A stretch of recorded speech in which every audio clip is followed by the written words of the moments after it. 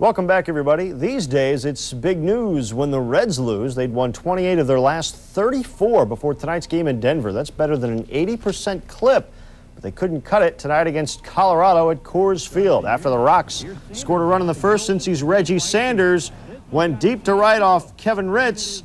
Game tied at 1, but Ritz drove in the go-ahead run with a grounder in the second and then watched as the big cat sharpened his claws. Andres Galarraga nailed one off Tim Pugh with Vinny Castilla aboard that made it 4-1. Galarraga's 7th of the year. Number 8 came 2 innings later, 425 feet to center. 6-4 Rockies. They've won 10 out of 13 and lead the National League West.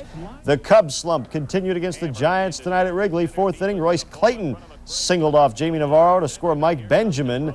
2-zip San Francisco. The Cubs cut the lead in half in their half of the 4th. Mark Grace's double to right center scored Ray Sanchez, but runs have been few and far between for the Cubs lately. They've only scored 23 runs the last 8 games. 5th inning, Darren Lewis's single scored Kurt Manwaring, 3-1 at that point. The Giants went on to an 8-4 win. The Cubs have lost 7 out of 8. The National League scoreboard tonight, Carlos Perez improved to 6-1 for the Expos, 11-2 over Atlanta tonight. Luis Gonzalez hit a 3-run homer in the 8th as Houston beat Philly 6-5. It was LA 5-3 over Pittsburgh. The Mets break a 3-game slide, beating Florida 7-3. St. Louis 3-2 over San Diego tonight.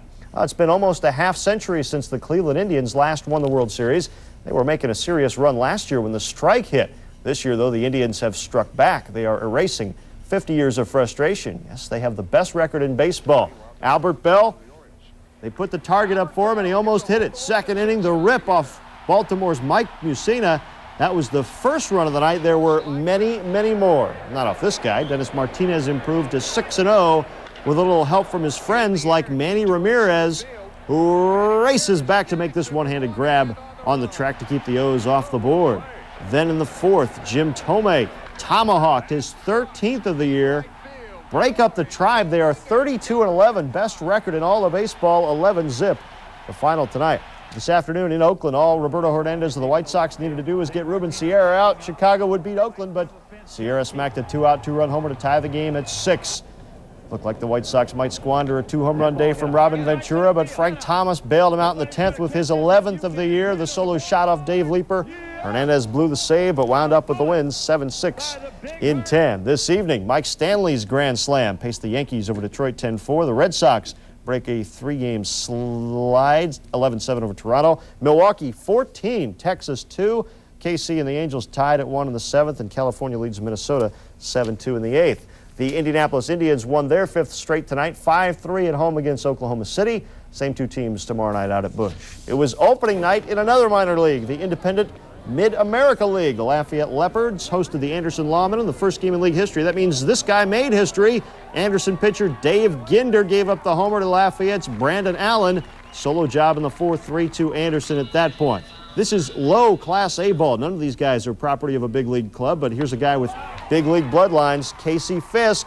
Casey at the bat comes through with the single in the 6th to tie the game at 7. Papa Carlton like that. The Leopards scored 5 times in the inning to erase a 4-run deficit. Jose Villanova singles through short. Now Fisk will get caught in the rundown here between 3rd and home. He's going to get tagged out and tagged out hard by the catcher. And the Leopards take exception to that, folks. The first Donnybrook in Mid-America League history. History being set all over the place up there at Loeb Stadium. Both benches empty. Look like your typical baseball fight. Not a lot of action. The Leopards win 8-6. Wow. My season runs through August, by the way.